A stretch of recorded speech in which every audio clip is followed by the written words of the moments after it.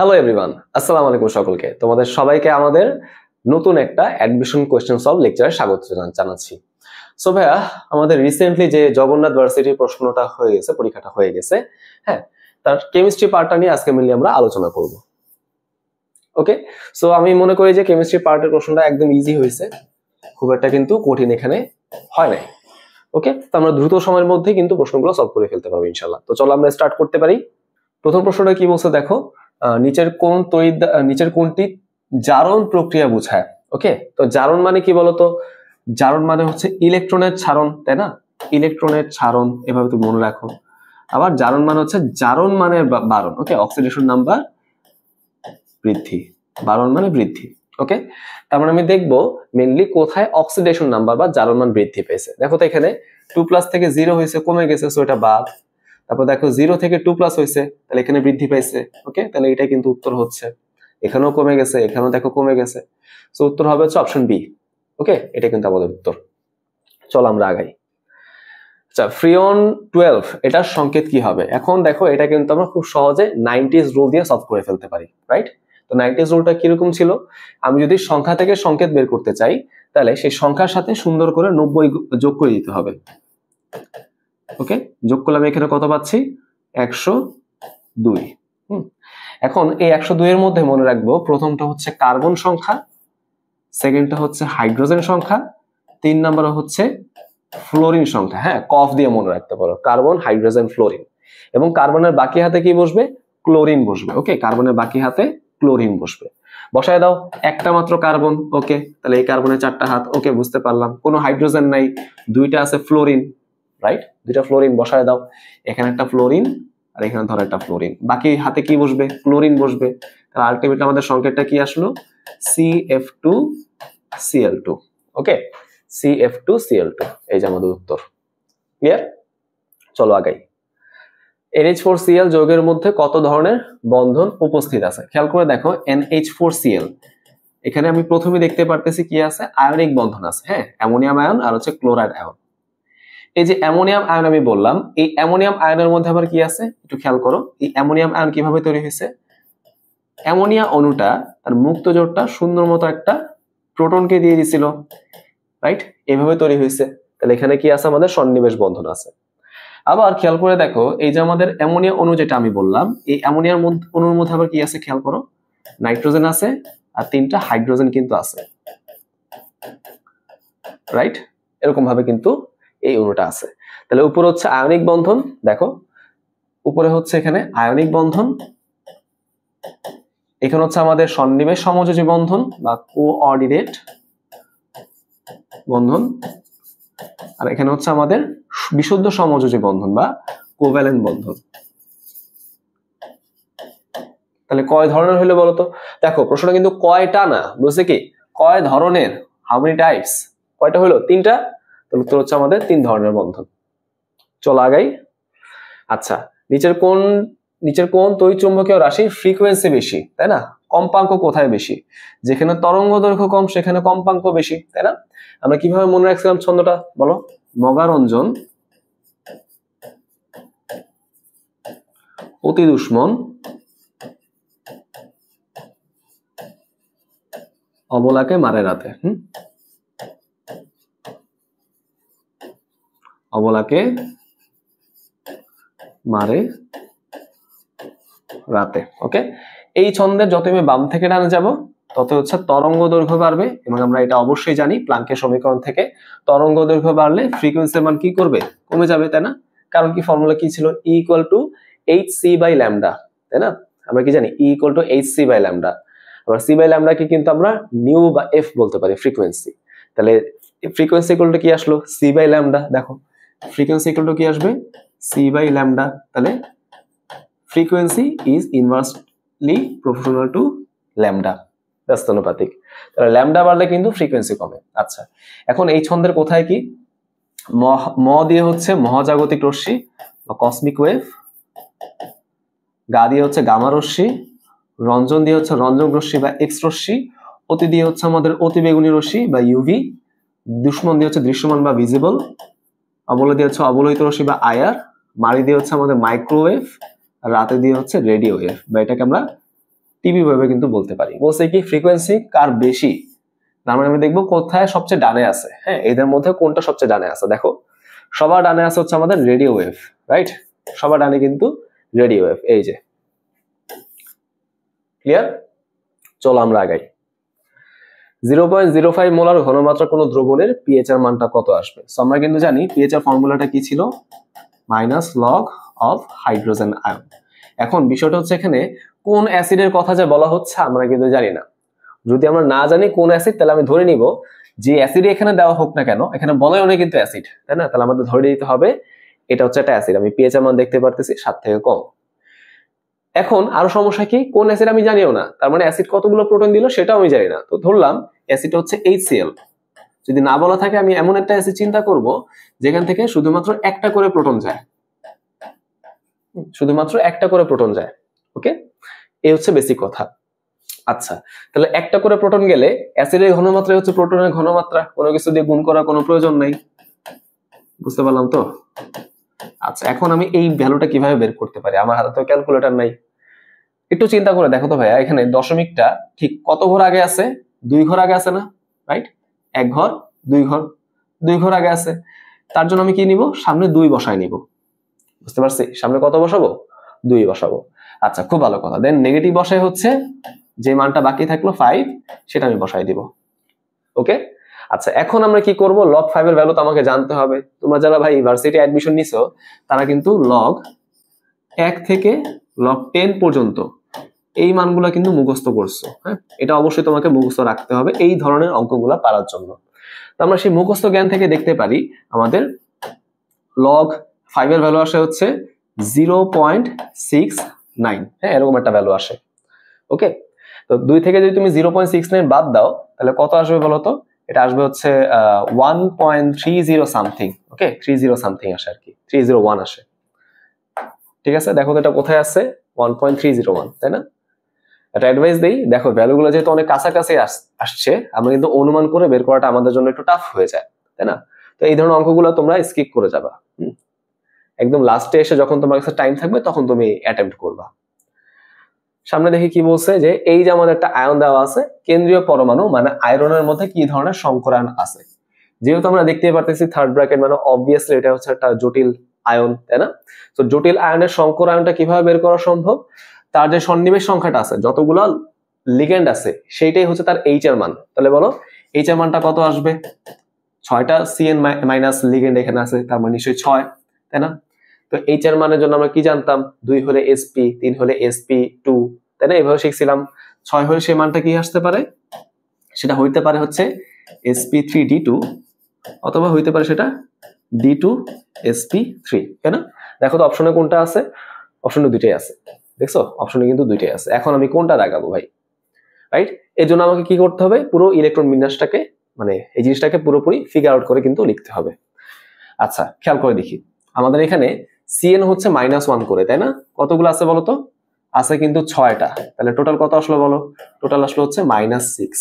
হ্যাঁ, আমি আয়রন জানি না, আমি কিন্তু আয়রন জানি না, এক্স ধরলাম। ওকে, দেখো আমি এখানে দেখাচ্ছি, আয়রন আমি জানি না, CN আসলো হচ্ছে -6, আর টোটাল গুলো কত আসবে? -4। তাহলে এক্স এর মান কত আসলো বলো? +2, তাই না? +2 আসছে। তার মানে এখানে মেইনলি Fe2+ অবস্থায় আছে। তাহলে তুমি এখানে Fe2+ এর ইলেকট্রন বিন্যাস করো। আর্গনে 18টা, 3d6, 4s কত? 2 ছিল, 2টা ইলেকট্রন চলে গেছে। ওকে, আচ্ছা তুমি যদি এখন 3d6 এর দিকে ফোকাস করো তাহলে একটু খেয়াল করে দেখো তো এখানে কিরকম ভাবে সেটা ইলেকট্রন ছিল। এখানে 1 2 3 4 5 6 এরকম ভাবে ছিল না? অবভিয়াসলি এরকম ভাবে ছিল, বাট আমি কিন্তু এখানে কি আনছি? CN আনছি। CN হচ্ছে একটা স্ট্রং ফিল্ড লিগ্যান্ড। তোমরা কি এসব পারো না? আমার তো মনে হয় তোমরা এসব জানো, তাই না? স্ট্রং কোনটা, উইক কোনটা, সহজে মনে রাখবে ভাই। CO, CN, হ্যাঁ, NO, এগুলো হচ্ছে স্ট্রং। তাহলে এখানে যেহেতু আমাদের একটা স্ট্রং লিগ্যান্ড আসলো, স্ট্রং লিগ্যান্ড, তাই কি হয়ে যাবে? এই যে আমাদের অযুগ্ম ইলেকট্রন গুলো তারা এখন জোড়বদ্ধ হয়ে যাবে। ঠিক আছে, বুঝতে পারলাম? এই যে এখন তারা এই যে এরকম ভাবে এসে হচ্ছে জোড়বদ্ধ হবে। ঠিক আছে, তাহলে জোড়বদ্ধ হলে জিনিসটা দেখতে কিরকম হয়ে যায়? এখানে তো আগেই জোড়া ছিল, এখানে নতুন একটা জোড়া, এখানে নতুন একটা জোড়া, রাইট? তাহলে আমাদের কিন্তু দুইটা ডি অরবিটাল খালি হয়ে গেছে। শুরুর দুইটা ডি অরবিটাল খালি হয়েছে, তারপরে সেখানে মেইনলি লোন পেয়ারটা যাবে, সেই অরবিটাল গুলোই কিন্তু সংকরায়িত হবে। তাহলে উত্তর হবে কোনটা? এইটা। বুঝতে পারছি, তাই না? আমি কিন্তু জানি এখানে 6টা লোড পেয়ার আসবে, দুইটা এখানে যাবে, 3 নাম্বারটা যাবে এস এ, 4 এস এ যাবে, বাকি 3টা যাবে 4 পি তে। আমরা অত কিছু দেখতেছি না, আমরা জাস্ট দেখতেছি উত্তর কোনটা হবে, তাই না? আমি দেখতে পারলাম 3D এর মধ্যে লাস্টে 2টা অরবিটাল ফাঁকা হয়ে গেল, এখানে লোন পেয়ার আসবে, তার মানে এরাই হচ্ছে প্রথমে সংকরায়নে পার্টিসিপেট করবে। ওকে, বুঝতে পারলাম? আশা করি এটা ক্লিয়ার। আচ্ছা চলো আগাই। নিচের কোনটির বন্ধনক্রম 0? এখন তুমি যদি বন্ড অর্ডার বের করতে চাও, বন্ধনক্রম বা বন্ড অর্ডার, এটা বের করা কিন্তু খুব ইজি। কিরকম? আমি হচ্ছে এখানে অযুগ্ম ইলেকট্রন সংখ্যা নিব, অযুগ্ম ইলেকট্রন সংখ্যা, তাকে আমি সুন্দর মতো 2 দিয়ে ভাগ করে দিব। ঠিক আছে, এটা আমাদের বিষয়টা। বলছে কি ভাই বন্ধনক্রমের মানটা 0 হবে, তার মানে এই মানটা কত দাঁড়াবে? 0, তাই না? এই মানটা যদি 0 দাঁড়ায় তাহলে বলো আমাদের অযুগ্ম ইলেকট্রন সংখ্যা কত আসতে হবে? নিশ্চয়ই 0 আসতে হবে। আমি দেখবো কোথায় অযুগ্ম ইলেকট্রন নাই। খেয়াল করে দেখো, হিলিয়াম ইলেকট্রন বিন্যাস কি বলো? 1s2, মানে এস এর মধ্যে জোড়া করে আছে, কোনো অযুগ্ম ইলেকট্রন আছে? নাই। তাহলে এটাই আমাদের উত্তর। ওকে, বুঝতে পারলাম। বাকি এগুলোর মধ্যে ট্রাই করে দেখো ভাই, ফ্লোরিনের মধ্যে একটা অযুগ্ম ইলেকট্রন আছে, 2টা ফ্লোরিনের জন্য 2টা অযুগ্ম ইলেকট্রন হবে, পরমাণু চিন্তা করতে হবে।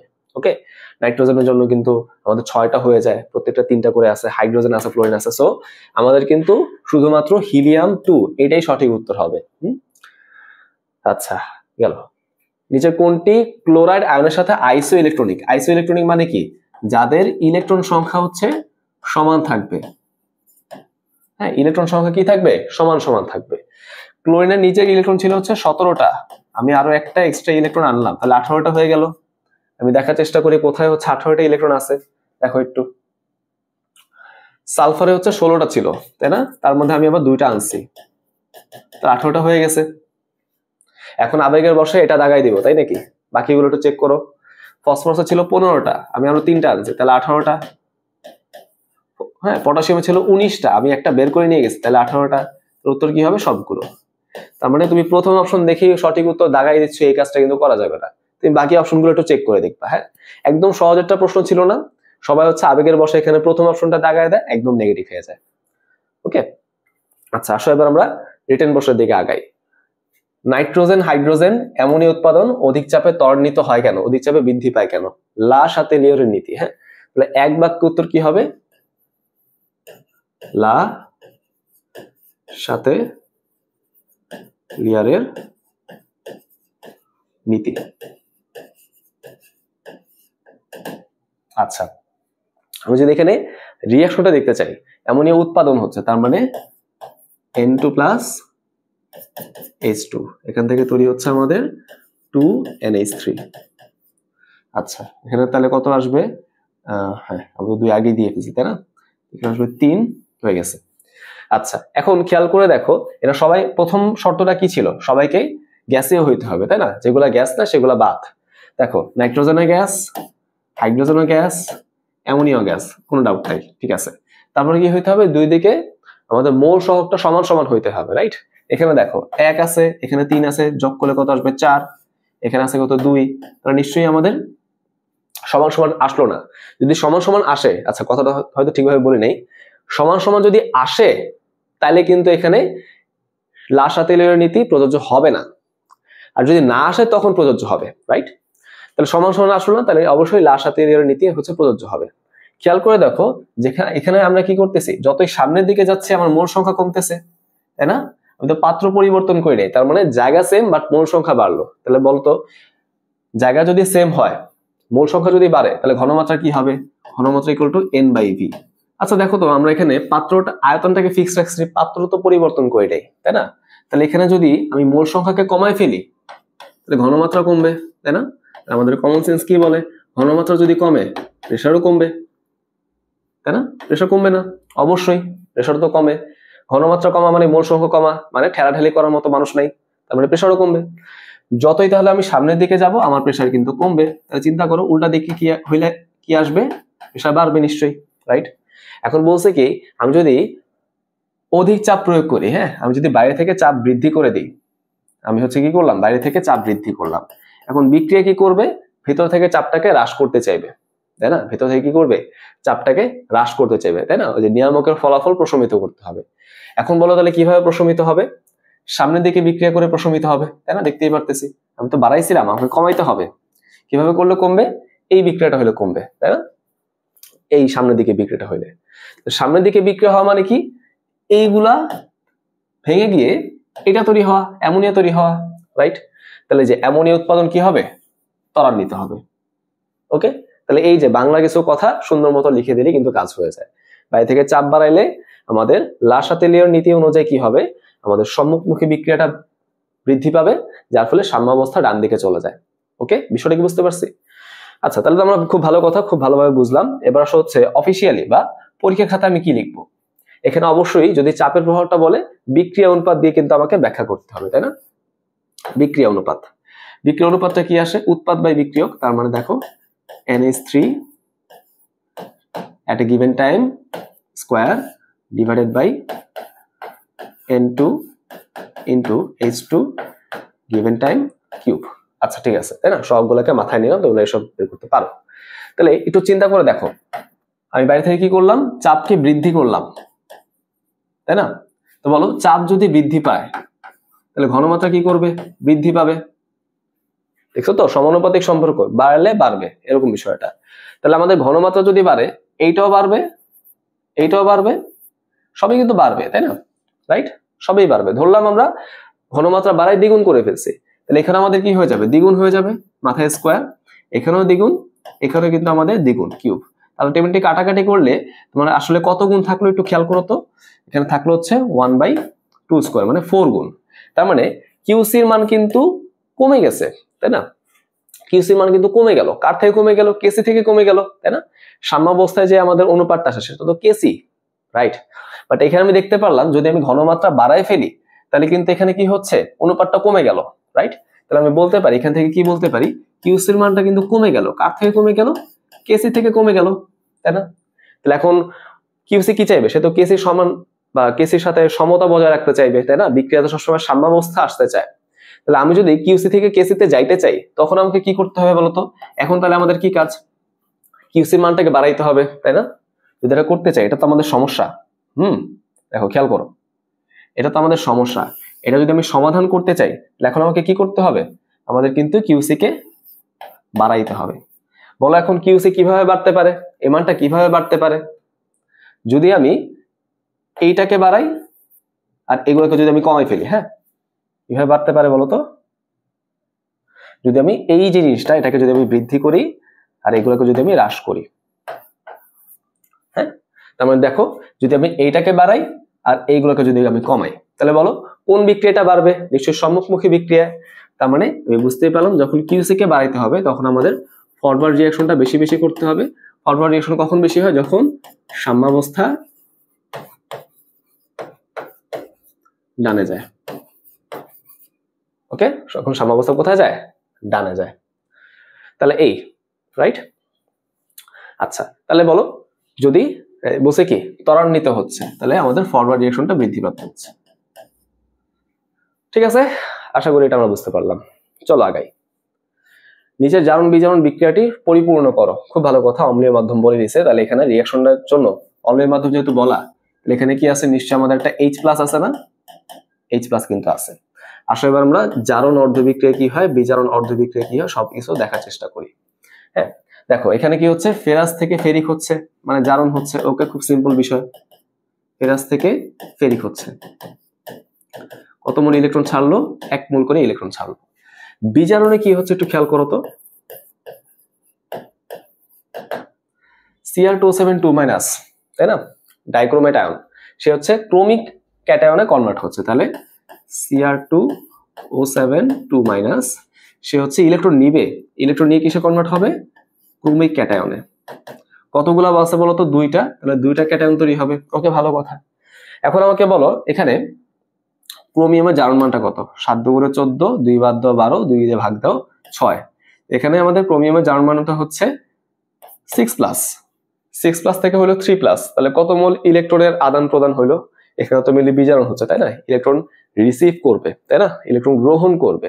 তাহলে 6 থেকে 3 কতগুলো নেওয়া লাগবে? 3টা, বাট আছে তো আবার 2 মোল করে, তাহলে টোটাল ইলেকট্রন নিবে কিন্তু 6টা।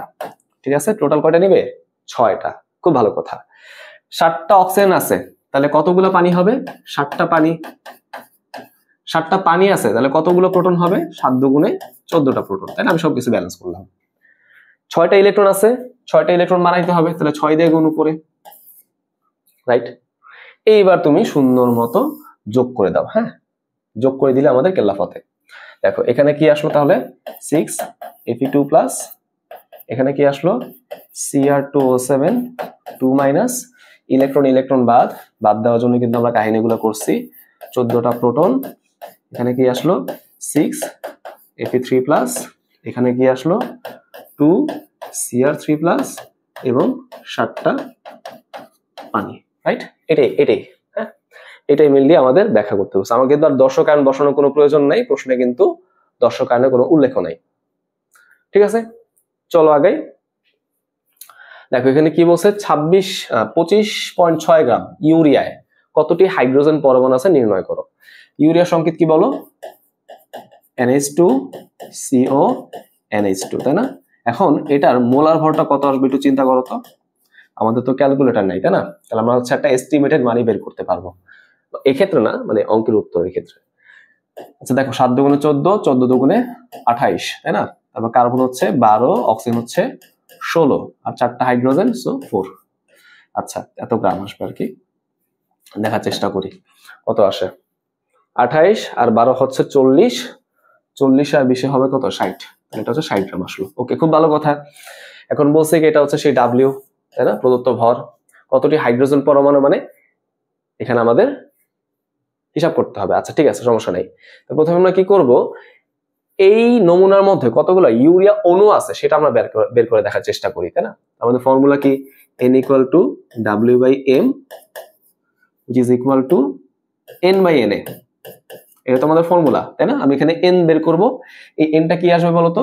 ইউরিয়া পরমাণুর সংখ্যা, অণুর সংখ্যা। হ্যাঁ, এটা কিন্তু আমাদের উত্তর না, এটা হচ্ছে ইউরিয়া অণুর সংখ্যা বের হবে। ওকে, আচ্ছা তাহলে এটা হচ্ছে ইউরিয়া। ওকে, বুঝতে পারলাম। ঠিক আছে, তাহলে এই এর মানটা কত আসে? W মানে 25.6 divided by 60 into 6.02 10⁻23। Okay, but আমাদের বলছে কি হাইড্রোজেন পরমাণু ক্যালকুলেট করো। তাহলে এখন চিন্তা করো তো, হাইড্রোজেন পরমাণুর সংখ্যা কত আসবে? Number of hydrogen. দেখো তো, একটা অণুর মধ্যে হাইড্রোজেন কয়টা আছে? 4টা আছে না? 4টা আছে, রাইট? তার মানে আমি যতগুলো অণু পাবো তাকে 4 দিয়ে গুণ করলে হাইড্রোজেন পরমাণু সংখ্যা বের হবে। সেখানে যে সংখ্যাটা আসছে সেটাকে তুমি 4 দিয়ে গুণ করে দিবা। ঠিক আছে, এই সংখ্যা যেটা আসলো সেটাকে আমরা 4 দিয়ে গুণ করব। আচ্ছা ঠিক আছে, খুব ভালো কথা। আচ্ছা, এখন বলতে পারো ভাই ক্যালকুলেটর নাই, এখন আমি কি করব, তাই না? সুন্দর মতো কাটাকাটি করে দিবা, কাটাকাটি করে বসে থাকবা। ঠিক আছে, 4 15 কত? 60, তাহলে এটা 15 হবে। যতটুকু আসছে ঠিক ততটুকু, আর কিছু করার কোনো প্রয়োজন নাই, তাই না? এটা তোমার এমসিকিউ না, তুমি হচ্ছে এখানে এস্টিমেশন করে কাছাকাছি মান বের করবা। এই যে এটাই, এতটি হাইড্রোজেন পরমাণু, শেষ। হ্যাঁ, এটা কিন্তু তোমার উত্তর। ওকে, আশা করি ক্লিয়ার।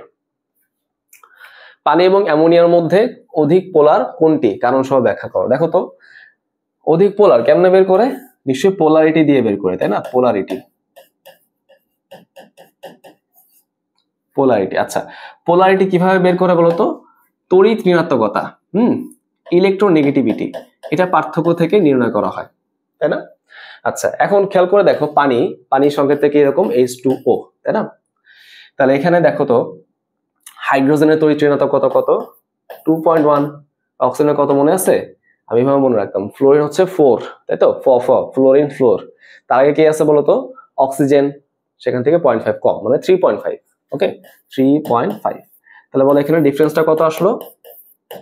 3.5 মাইনাস 2.1, তাহলে এখানে ডিফারেন্সটা আসছে হচ্ছে 1.4। আচ্ছা ঠিক আছে, বুঝলাম। অ্যামোনিয়ার ক্ষেত্রে আসো, অ্যামোনিয়ার ক্ষেত্রে কি হয়? অ্যামোনিয়ার সংকেত হচ্ছে এরকম NH3। হাইড্রোজেন তো নিশ্চয়ই আমাদের 2.1, এটা তো কোনো পরিবর্তন হচ্ছে না। আর নাইট্রোজেনের কত? আবার দেখার চেষ্টা করি। অক্সিজেন 3.5, অক্সিজেনের বামেই তো নাইট্রোজেন, তাই না? আরো 3.5, আরো 0.5 কমা, তাহলে কত আসবে? 3। তাহলে ওর জন্য তড়িৎ ঋণাত্মকতার পার্থক্য হচ্ছে 3 - 2.1, রাইট? কত আসবে এটা? 0.9, তাই না? আমি বুঝতে পারলাম এই মানটা থেকে বড় আসছে। এইটা কিন্তু এটা থেকে বড় আসছে, যেহেতু এখানে পার্থক্য বেশি, এখানে পোলারিটিও বেশি, তার মানে পানি কিন্তু অ্যামোনিয়া থেকে বেশি পোলার। ওকে, আশা করি ক্লিয়ার। তাহলে এইভাবে করে আমরা কিন্তু শিফট 1 এর প্রশ্নগুলোকে সলভ করে ফেললাম। এবার চলে আসো শিফট 2, এটার প্রশ্নগুলো আসি। নিচের কোনটি, আচ্ছা, কোন অ্যাসিড কাঁচকে ক্ষয় করে? তাহলে দেখো, কাঁচকে ক্ষয় করে, যেটাকে আমরা কি বলতে পারি জানো? এচিং বলতে পারি। এরকম কাঁচকে ক্ষয় করার মতো দুইটা উপাদান সম্পর্কে আমাদের জানতে হবে, একটা হচ্ছে অ্যাসিড আর একটা হচ্ছে ক্ষার বা বেস, রাইট? অ্যাসিডের মধ্যে কি আছে? হাইড্রোজেন, মানে হাইড্রোফ্লোরিক অ্যাসিড, এভাবে বলা যায়, হাইড্রোফ্লোরিক অ্যাসিড। আর বেসের মধ্যে কি আছে? Sodium hydroxide. ঠিক আছে, দেখো তো কি আছে এখানে? Hydrofluoric acid. খুব সিম্পল, চলো আগাই। 5% সোডিয়াম কার্বনেট দ্রবণের মোলারিটি কত? তাহলে মোলারিটি ফর্মুলা বসাও, S = 10x/m। খুব ভালো কথা। 10, x এর মানটা কত? 5%, তাই না? এটা সেই x এর মান, তাহলে মাল্টিপ্লাইড বাই 5 m। সোডিয়াম কার্বনেটের জন্য সেই m এর মানটা কত আসে? 106। ওকে, এত মোলার। আচ্ছা দেখো, উপর আসে 50, নিচে আসে ধরো 100, তাহলে 50/100 মানে 0.5, নিশ্চয়ই এটার মানটা 0.5 এর কাছাকাছি আসে, তাই না? এখন কোথায় আছে কাছাকাছি মানটা? এই 0.47, এটাই আমাদের উত্তর। ওকে, তাহলে এই মানটা কত আসবে? 0.47 মোলার। ওকে, চলো আগাই। আচ্ছা, নিচের কোনটি কাপড় কাচার সোডার রাসায়নিক সংকেত? তাই না? এই যে সোডিয়াম কার্বনেট 10 অণু পানি, তাই না? কেলাসিত সোডিয়াম কার্বনেট, একদম ইজি। আচ্ছা বলো তো এটার নাম কি? এটার নাম হচ্ছে সোডা লাইম। এটা শিখে রাখো আর কি, সোডা লাইম, এটা কিন্তু আমরা অর্গানিকে পড়ছি। আসো আগে, নিচের কোনটি সবচেয়ে শক্তিশালী ক্ষারক? সো এগুলো শিখি সবাই, বলো তো। অ্যামিনের সংকেত না সব, রাইট? তো অ্যামিনের মধ্যে ক্ষারধর্মিতা ক্রমটা কিরকম হয়? 2 ডিগ্রি অ্যামিন সবচেয়ে বেশি, তারপর 1 ডিগ্রি, তারপর 3 ডিগ্রি, তারপর হচ্ছে আমাদের অ্যামোনিয়া, লাস্টে হচ্ছে অ্যানিলিন, তাই না? 213 দিয়ে মনে রাখতে পারো। 213, রাইট? এখন 2 ডিগ্রির সংকেতটা কিরকম ছিল মনে আছে? 2টা আর। 1 ডিগ্রির সংকেতটা কিরকম? 1টা আর। আর 3 ডিগ্রির সংকেতটা কিরকম হয়?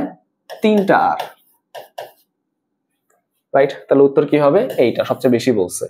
এই যে দেখো, 2টা আর NH গেল। চলো আগে, হাইড্রোকার্বন বিদ্যমান মৌলগুলো কি? হাইড্রোকার্বন নামের মধ্যে আছে হাইড্রোজেন এবং কার্বন, রাইট? হাইড্রোকার্বন, এটা কি হবে? কার্বোহাইড্রেট। ওকে, যাক, এগুলো আমরা পারবো। পাকা ফলের সুগন্ধের মূল কারণ কি? সুগন্ধের মূল কারণ হচ্ছে এস্টার, কাইনেসিস।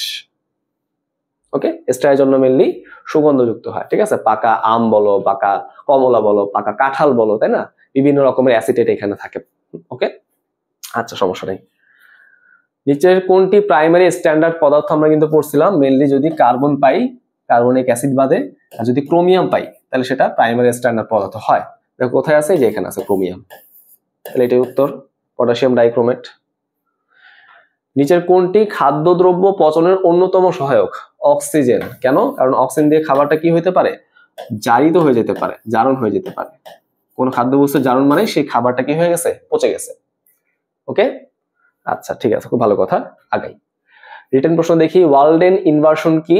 বিক্রিয়া এবং ক্রিয়া কৌশল তোমাকে দেখাইতে হবে। এটা মিললে কোথায় পাওয়া যায় জানো? SN2 বিক্রিয়ার মধ্যে পাওয়া যায়। SN2 বিক্রিয়াটা কিরকম ছিল? মেইনলি আমরা এখানে হচ্ছে 1 ডিগ্রি অ্যালকাইল হ্যালাইড চিন্তা করি, ধর এখানে আমাদের একটা হ্যালোজেন গ্রুপ আছে, ওকে চিন্তা করলাম, তার সাথে আমরা ক্ষারের সোডিয়াম হাইড্রোক্সাইড অথবা পটাশিয়াম হাইড্রোক্সাইডের জলীয় দ্রবণ দিই। এখানে কি হয়ে যাবে? খুব সুন্দরভাবে নিউক্লিওফিলিক প্রতিস্থাপন বিক্রিয়া হয়ে যাবে, তাই না? এই মাইনাসটাকে রিপ্লেস করে দিবে, রিপ্লেস করে তৈরি করবে অ্যালকোহল, এবং তৈরি করবে কি বলতো? লবণ, রাইট? এরকম। এখন তুমি যদি এখানে মেকানিজম দেখাও, ক্রিয়া কৌশল যদি দেখাইতে চাও, তাহলে কিরকম ভাবে দেখাবা? SN2 বিক্রিয়া কিন্তু ঠিক এক ধাপে হয়ে যায়, তার মানে এখানে তোমাকে একটা মাত্র ধাপেই দেখাইতে হবে, কষ্ট কিন্তু কম। দেখো তো, আমি যদি এই যৌগটাকে লিখতে চাই তাহলে কিভাবে লিখবো? ধরো এই যে আমাদের ধরো এই মাঝখানে আরটাকে আমি লিখলাম, এখানে আর এইচ আর, হ্যাঁ মাঝখানে আর এইচ এইচ, মাঝখানে কার্বন, এখানে একটা আর, আর এখানে দুইটা হাইড্রোজেন। আচ্ছা, খুব ভালো কথা।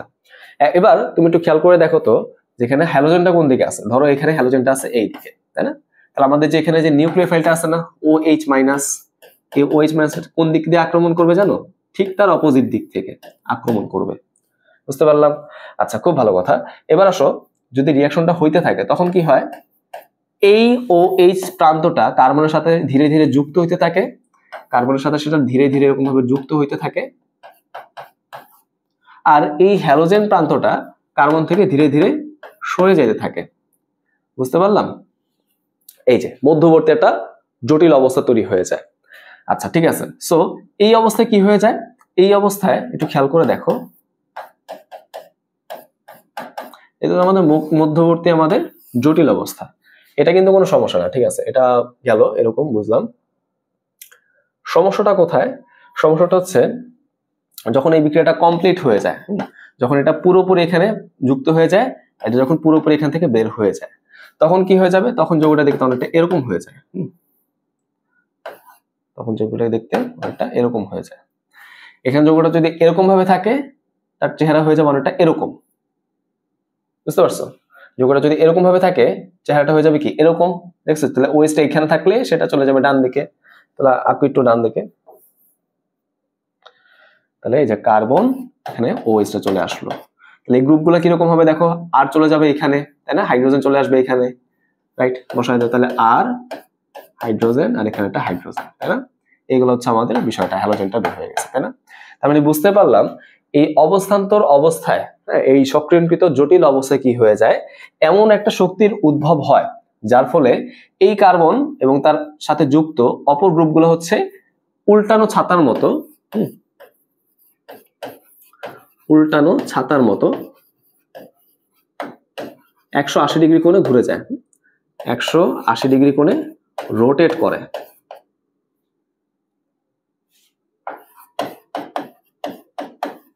বুঝতে পারলাম? ঘুরে যায়। হ্যাঁ, দেখছো যে এরকম ছিল, 180 ডিগ্রি কোণে ঘুরে গেছে। এই ঘটনাকে আমরা কি বলতেছি? ওয়ালডেন ইনভার্সন বলতেছি। হ্যাঁ, এটাকে মেইনলি এরকম ইনভার্সন বলা হয়। ক্লিয়ার? চলো আগাই। H2O এর স্ফুটনাঙ্ক HF অপেক্ষা বেশি কেন? এটা কিন্তু আমরা ঢাবির প্রশ্ন আসতে দেখছি 24-25 সেশনে। সো এখানে দেখো, একটু খেয়াল করে তুমি চিন্তা করে দেখো, হাইড্রোজেন বন্ধন, এই হাইড্রোজেন বন্ধনটা কিরকম ছিল? একটা অণুর হাইড্রোজেন অপর অণুর হয় ফ্লোরিন পরমাণু অথবা অক্সিজেন পরমাণু অথবা নাইট্রোজেন পরমাণুর সাথে কি করবে? একটা আন্তঃআণবিক বন্ধন তৈরি করবে। এবং আমরা এই কথাটা এখান থেকে দেখছি যে এখানে হাইড্রোজেনের সাথে ফ্লোরিনের বন্ধনটা সবচেয়ে স্ট্রং হয়, তারপর হাইড্রোজেনের সাথে অক্সিজেন, তারপর হচ্ছে হাইড্রোজেনের সাথে নাইট্রোজেন। ওকে, এরকম আমরা দেখছিলাম। তাহলে যুক্তি মতে ভাই এইটার স্ফুটনাঙ্ক দেখো, যুক্তি মতে কি হওয়া উচিত? এটার শক্তি বেশি, তাহলে এটাকে ভাঙতে বেশি কষ্ট করা উচিত, তাহলে এটার স্ফুটনাঙ্ক তো বেশি হওয়া উচিত, তাই না? বাট দেখা যায় কি, ওর স্ফুটনাঙ্ক আসে হচ্ছে 19.5 ডিগ্রি সেলসিয়াস, ওরটা আসে হচ্ছে কত? 100 ডিগ্রি সেলসিয়াস। কেন ভাই এরকম কেন? ঠিক আছে ভাই, প্রত্যেকটা বন্ধনের জন্য কথা ঠিক আছে, ওর মধ্যে শক্তি বেশি, ওর মধ্যে শক্তি কম। বাট আমরা দেখতে পারি পানির মধ্যে এরকম ভাবে হাইড্রোজেন বন্ধন তৈরি হয় 4টা, আর HF এ মাত্র তৈরি হয় 2টা। ওকে, তাহলে পানির মধ্যে কিন্তু হাইড্রোজেন বন্ধনের সংখ্যা অনেক বেশি।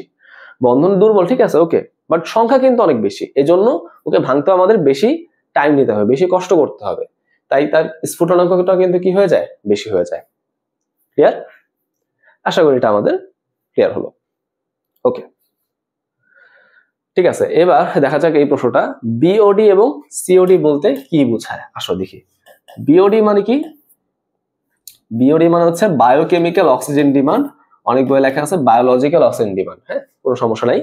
সো বায়োলজিক্যাল অক্সিজেন ডিমান্ড বলতে আসলে কি বোঝায়? তোমার নমুনা পানিতে যে বস্তুগুলো থাকে তাদের মধ্যে যে পচনযোগ্য জৈব বস্তু আছে, হ্যাঁ, পচনযোগ্য জৈব বস্তু আছে, এই পচনযোগ্য জৈব বস্তুকে জারিত করে কার্বন ডাইঅক্সাইড, হ্যাঁ, তারপর ধরো হচ্ছে পানি, অ্যামোনিয়া, এসব হিসেবে ভাঙতে ডিও থেকে যে পরিমাণ অক্সিজেন নেওয়া লাগবে, রাইট? তার মানে মেইন কথা হচ্ছে এখানে পচনযোগ্য বস্তু নিয়ে আমরা আলোচনা করি। আর সিওডিটা কি ছিল? Chemical oxygen demand. এখানে আমরা পচনযোগ্য বস্তু নিব, আবার অপচনযোগ্য কিন্তু বস্তু নিব। হ্যাঁ, অপচনযোগ্য বস্তু কিন্তু নিব। দুটো কিন্তু জৈব বস্তু। হ্যাঁ, এটাও জৈব, এটাও জৈব, বাট একটা পচে আর একটা পচে না। এদেরকে যদি আমি অক্সিজেনের সাহায্যে জারিত করতে চাই, জারিত করে কার্বন ডাইঅক্সাইড, পানি, অ্যামোনিয়া এসবে কনভার্ট করতে চাই, তাহলে পানির ডিও থেকে যে পরিমাণ অক্সিজেন আমাকে ইউজ করতে হবে সেটা হচ্ছে সিওডি। ওকে, তাহলে এখন আমাকে একটু লজিক্যালি চিন্তা করে বলো যে বর্জ্য পানির মধ্যে সিওডি বড় হবে নাকি বিওডি বড় হবে? একটু লজিক্যালি চিন্তা করো। ভাই সিওডি হচ্ছে দুইজনকে ধরাশায়ী করতেছে, দুইজনকে পিটাচ্ছে, তাই না? আর বিওডি হচ্ছে মাত্র একজনকে পিটাচ্ছে। তাহলে কার জন্য বেশি শক্তি লাগবে? নিশ্চয়ই সিওডির জন্য, রাইট? রাইট, তাহলে সিওডি এর মানটা কিন্তু অবশ্যই বিওডি থেকে বেশি আসবে। দেখা যায় সিওডি এর মানটা আসে কত? ডাব্লিউএইচ আমাদের বলে দিয়েছে সিওডি এর মানটা থাকে হচ্ছে 10, হ্যাঁ 10 ppm, এবং বিওডি এর মানটা কত আসে? এটা আসলে হচ্ছে 6 ppm। হ্যাঁ, বুঝতে পারলাম কি? এরকম বিষয়টা। এটাও কিন্তু আমাদের ঢাবি 24-25 সেশনেরই আসা একটা প্রশ্ন, একটু মডিফাই করে দিচ্ছে আর কি। চলে আসো আজকে আমাদের লাস্ট প্রশ্ন, বাফার দ্রবণের সংজ্ঞা দাও। বাফার দ্রবণ মানে কি? যেই দ্রবণের মধ্যে সামান্য পরিমাণ অ্যাসিড বা ক্ষার যোগ করলেও পিএইচ অপরিবর্তিত থাকে, পিএইচ চেঞ্জ হয় না, অপরিবর্তিত। এগুলো তোমরা কিন্তু জানো, তাই না? তাহলে বাফার দ্রবণ হচ্ছে এমন একটা দ্রবণ যার মধ্যে সামান্য পরিমাণ সবল অ্যাসিড বা ক্ষার যোগ করা হলেও পিএইচ অপরিবর্তিত থাকে। বাফার দ্রবণ দুই রকম হয়, অম্লীয় বাফার, ক্ষারীয় বাফার। বলো অম্লীয় বাফার কি নিয়ে তৈরি হয়? একটা দুর্বল অ্যাসিড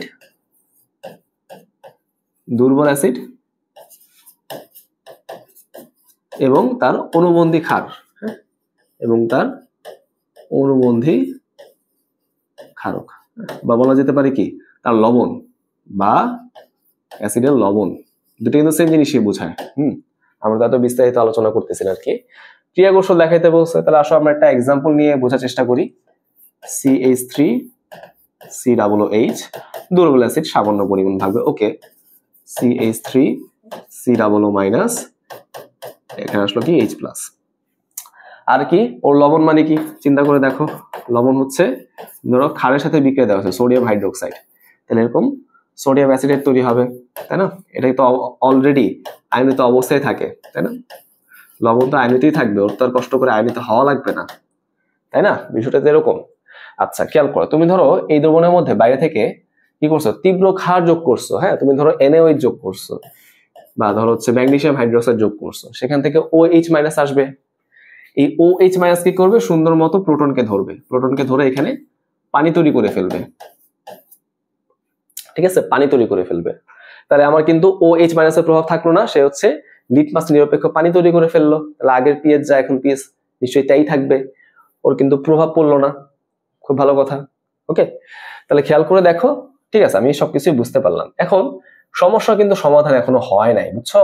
সমস্যা কিন্তু এখনো পুরোপুরি সমাধান হয় নাই। কিভাবে সমাধান হয় নাই একটু খেয়াল করে দেখো। ঠিক আছে, বুঝলাম। আমাদের এখানে OH- যোগ করার পর পানি তৈরি হলো, খুব ভালো কথা। হ্যাঁ, বাট খেয়াল করে দেখো তো, পানি তৈরি করতে যে কিন্তু আমি H+ এর পরিমাণটাকে কমাই ফেলছি, তাই না? এটা তৈরি করতে যে আমি কি করছি? H+ এর পরিমাণটাকে কমাই ফেলছি। তাহলে H+ কমে গেলে পিএইচ এর মান তো বৃদ্ধি পাওয়ার কথা, তাই না? এই সমস্যাটা কিভাবে সমাধান হয়? লা শাতেলিয়র নীতির প্রভাবে, হ্যাঁ, লা শাতেলিয়রের নীতির কারণে কিন্তু এই সমস্যাটা সমাধান হয়। দেখো, উভমুখী বিক্রিয়া নিশ্চয়ই সাম্যাবস্থায় পৌঁছাবে। সাম্যাবস্থায় যখনই আমাদের উৎপাদের একটা উপাদান কমে যাচ্ছে, তাহলে উৎপাদের ঘনমাত্রা কমে গেল। এটাকে ব্যালেন্স করার জন্য কি হবে? সাম্যাবস্থাটা খুব সুন্দর করে ডান দিকে চেপে যাবে। ডান দিকে চাপলে কি হয়? কেন চাপে বলতো? সম্মুখমুখী বিক্রিয়া বাড়লে। তাহলে আমি আর শুরু থেকে আরেকবার বলি, উৎপাদ কমে গেছে, এটাকে বাড়ায় ঠিক করতে হবে, তাই না? কিভাবে বাড়বে? এই জিনিসটা হচ্ছে এখন বেশি বেশি ভেঙে গিয়ে এই জিনিসটা তৈরি করতে চাইবে, তাই না? ও যদি বেশি বেশি ভাঙতে চায়, তাহলে ওকে সম্মুখমুখী বিক্রিয়াটা বেশি বেশি করতে হবে, রাইট? ওকে কিন্তু সম্মুখমুখী বিক্রিয়াটা, ফরওয়ার্ড রিঅ্যাকশনটা এখন বেশি বেশি করতে হবে। ফরওয়ার্ড রিঅ্যাকশন যদি এখন আমাকে বেশি বেশি করতে হয়, তাহলে বলো সাম্যাবস্থা কোন দিকে যাবে? ডানে যাবে। ওকে, সাম্যাবস্থা ডানে চলে যায়, বেসিক কথা। আচ্ছা, এখন তুমি চিন্তা করলা এই দ্রবণের মধ্যে তুমি এখন তীব্র অ্যাসিড যোগ করলা, ধরো তুমি HCl যোগ করলা, তাহলে প্রোটন আসলো। এই প্রোটনটা কি করবে, সুন্দর মতো অ্যানায়নিক পার্টের সাথে রিঅ্যাকশন করে দুর্বল অ্যাসিড তৈরি করে। ওকে, তাহলে দেখো আমি একটা সবল অ্যাসিড দিছিলাম যার পিএইচ হচ্ছে ধাপ করে কমায় ফেলার কথা ছিল, বাট এখন সেটা কিন্তু ওরকম ভাবে কমবে না, তাই না? বুঝতে পারছি বিষয়টা? আশা করি এটা ক্লিয়ার হলো। এখন বলতে পারো যে ভাই তাও তো অ্যাসিড তৈরি হলো, অ্যাসিড তো তাও তৈরি হয়েছে ভাই, পিএইচ ধাপ করে কমবে না, ওকে, বাট কিছু তো হইলেও কমার উচিত, তাই না? তাও কিন্তু কমবে না। খেয়াল করে দেখো কথাটা কি, কথাটা হচ্ছে আমি এখানে প্রোটন যোগ করছি, তাই না? প্রোটন যোগ করলে কি হচ্ছে, আমাদের এই অ্যাসিডটা বৃদ্ধি পাইলো, দুর্বল অ্যাসিড, পিএইচ তো ওরকম ভাবে কমবে না, বাট এটা তো ভাই একটা অ্যাসিড, দিন শেষে ও তো একটা অ্যাসিড নাকি, ও তো মানুষ, ওর তো পিএইচ কমানোর ক্ষমতা আছে, রাইট? তাই এখানে কিন্তু কি হওয়া উচিত ছিল বলতো, পিএইচ এর মানটা